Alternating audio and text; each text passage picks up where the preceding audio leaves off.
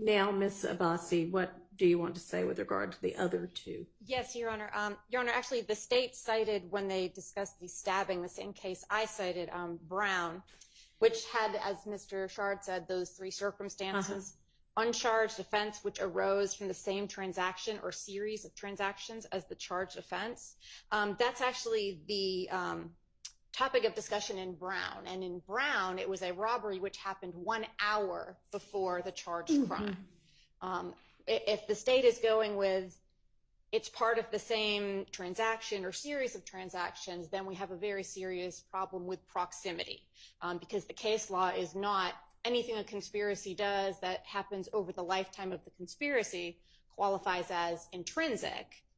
It has to be closely linked with the others, closely linked with the other charged offenses within the indictment. Your Honor can look at Sanchez Villa versus State, which is 341 Georgia App 264 from 2017.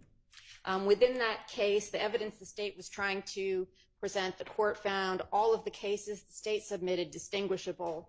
And the same is true here when Your Honor goes through the cases as far as being part of the same transaction or series of transaction as the charged offenses. This, like those cases, is attenuated in time. For ones which do have more time in between, they discuss how in those cases, the defendants in their other uncharged acts were in the exact same role. So in one, it was trafficking cocaine as the lookout. In the uncharged, trafficking cocaine as the lookout. There were very specifics linking them. Were any of these in the Sanchez Villa, either those facts or the cases that are distinguished, either a RICO charge that was involved or a gang enterprise? I will double check because they go through quite a few cases. I'm going to have to look back through all of them. I think the hallmark of it that we get within Sanchez after they discuss all these cases, the evidence in this case, the Sanchez case, is considerably more attenuated in time and space from the events leading up to the charge offense. So it offers little to help the state. They continue on and say that, well, as far as this goes, we're not in a circumstance of completing the story of the crime. This is just expanding it. Yeah, completely. I mean, right. It's a different crime, but it might have been a different thing if they were charged with a RICO count in Sanchez. So that to me is what, if these were just whatever the other charges in the indictment are, then I would say, no, but it's the kind of enterprise nature and the ongoing nature that.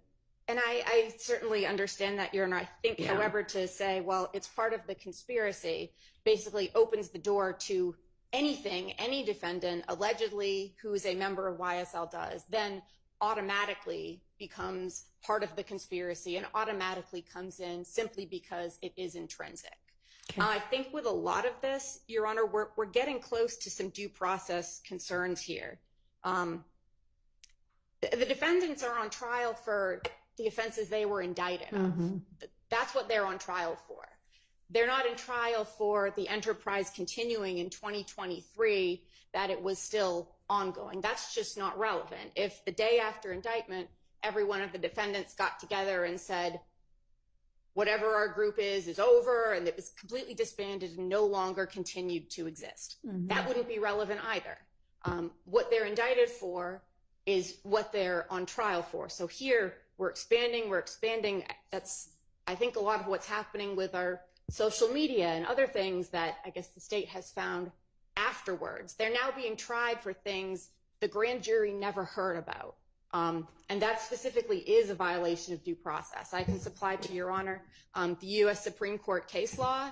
No, I'm with you on that one. And I am very skeptical of the state's argument that any uncharged, not showing up in the indictment overt act that they offer could in any way support, if found, a RICO count being established. So unless I hear otherwise, which I don't want to hear otherwise right now. We'll take that up another day, but that's not our issue right now. But yeah, I think the state's got some convincing on that count. But with regard to whether, it's intrinsic, I want to get it right. I want to follow what the law says about it. So I think that the key issue here is if we're talking about RICO or we're talking about, a gang enterprise kind of thing. So maybe we could all do a little bit more research on that. I did look at, in the state's original notice, they cited a proposition, I believe that was cases have been in gang and conspiracy prosecutions, gang and conspiratorial activities have been classified as intrinsic evidence. They then cited a number of other cases. There is not one single case I can find in any case at all where the intrinsic actions come after the indictment, because that's the touchstone of it being intrinsic, that it really is all one thing, that the story doesn't make sense without all of these pieces. And these things hadn't even happened yet. So it's not possible that they could be essential. Let me ask you this. If, for instance, and this is entirely a hypothetical, but if this group got together and stabbed this, whatever his name is, Abbasi, not because he messed with Mr. Ryan's commissary account, but because he was going to be a key witness in this case. And I'm sure the state, if in this hypothetical, would argue we're trying to send a message that he better not be a key witness in this case. Would the argument be different then? Well, yes, it wouldn't be. They wouldn't be trying to admit it as an intrinsic act. It could be a crime in and of itself separately. No, we're not talking about then they get separately indicted. We're talking about they're in the middle of this trial. This happens. It's not obviously set forth in the indictment because it just happened. It would be 404B and probably fall into a category there which would make it admissible for a basis which was not character. It just wouldn't come in as under intrinsic. Okay, so you would still make the same argument that it couldn't be intrinsic evidence even for that because it occurred afterwards. Based on the definition I've seen of intrinsic, I don't think it's possible for something which comes after to be necessary to complete the story, unless the story wasn't complete at the time of indictment. But that's fundamentally unfair to try them for something which hasn't happened yet. Okay, they're not being tried for it. Correct. But okay. Based on your all right. Well, y'all try to find me some more on-point law on both sides, please, if you could. So maybe that'll be my preliminary ruling, subject to revisiting. Okay. And Judge, there was one other thing. I don't know that it'll have any bearing on the court's ruling, but in that instance where where the drugs were found in Mr. Stillwell's cell, there were, Miss Hilton pulled up the photograph that I asked her to, and there was a shank. Is the shank inscribed YSL? Oh! Somebody! Oh! He needs some milk!